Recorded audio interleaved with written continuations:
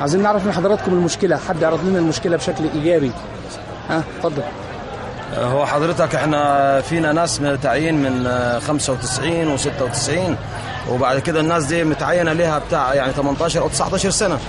فجالنا قرار من الباشا وكيل وزاره انه هو الناس دي جاي لها امر ندب كامل لاربع او ثلاث مدارس اللي هي دندره وقفط ونجاده والصالحيه اللي هي تبع محافظه قنا. طب في خلال الناس المنقوله من مدرسه زراعه نجي حمادي سيدات؟ معظمهم سيدات. حضرتك متزوجه؟ متزوجه ومعي اولاد صغيرين، يعني ايه ازاي المسافه دي كلها روحه وجاي والبيت يعني كده والمدرسه، يعني مش هينفع الكلام دي. حضرتك؟ انا برضه متزوجه وحامل ومعايا 3 اطفال والمسافه عليا بعيده والمشوار بعيد صراحه، وانا اسيب عيالي فين؟ وانا برضه متزوجه ومعايا اولاد. وانا من محافظه سوهاج البلني، يعني غير محافظ قنا خالص، ابعد حوالي 140 كيلو.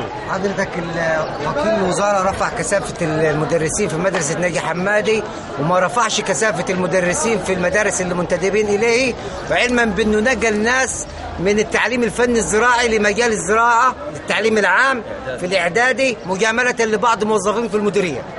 طب وانت الخطه الجديده اللي هتعملوها دلوقتي الخطه الجديده ان احنا هنكتب طلب لسياده المحافظ، والموافقش على سياده المحافظ هنصعد الموضوع لسياده الوزير، وبعد كده هنعمل اعتصام واحنا مش هننفذ. ربع كيلو حلوه دي التنميه المحليه. 70 كيلو 80 كيلو مشوار يعني جامد خالص علينا. 80 رايحه و80 جايه. 80 رايحه و80 جايه، فمشوار بعيد. هنعمل ايه؟ هروح على مدارس ازاي اطلع من هنا لمدرسه نجاده 91 كيلو، يعني انا اصحى الساعه كام واوصل الساعه كام وارجع الساعه كام. احنا هنا في مدارسنا شغالين بجدول كامل، احنا مش عال على الاقسام، كل واحد واخد نصابه. طب ايه اللي يخلينا نروح مدارس تاني فيها عجز؟ ويرفع كثافه الطلبه ازاي من يعني يخليهم الوزاره بتنادي بتخفيف الكثافه، ده بيرفع الكثافه في مدرسه ومجامله لبعض المديريه هناك بالكثافه زي ما هي 30 طالب. وحضرتك رساله لمحافظ قنا؟ نعم. رساله للسيد المحافظ. رساله اقول له ارحمنا، يعني احنا دلوقتي امهات ونسيب اطفالنا فين؟ يعني نحطهم فين؟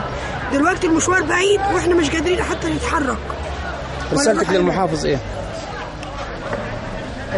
يرحمنا من المشوار ده، لأننا هنتعب خالص. احنا متزوجين ومعانا اولاد، العيال كده هتشحطط، المشوار بعيد قوي خالص علينا. غير يعني زي 90 كيلو. احنا معانا اطفال كمان في التعليم، يعني هنروح البيت واحنا خالص هيبقى محدودين، يعني مش هنقدر. الرساله ايه؟ رساله اخيره. رساله اخيره لسياده المحافظ، بنقول لسياده المحافظ انت ماسك محافظه قنا وانت ادرى بحوادث الاختطاف والحجر على العربيات وخطف الناس وطلب الاتوات، فيا ريت يعني ما تعرضش اولادك وبناتك للمخاطر الشديده دي، لان احنا ما عندناش اي استعداد للتضحيه باي حد يعني بصراحه. بعين العطف وكده، وهو كأب يبص لنا واحنا اولاده. ويعطل العمليه التعليميه ازاي؟ انا مدرس هيصحى من الساعه 4 عشان يروح المسافات دي ويقوم بوظيفته وبتاديه رسالته. شكرا.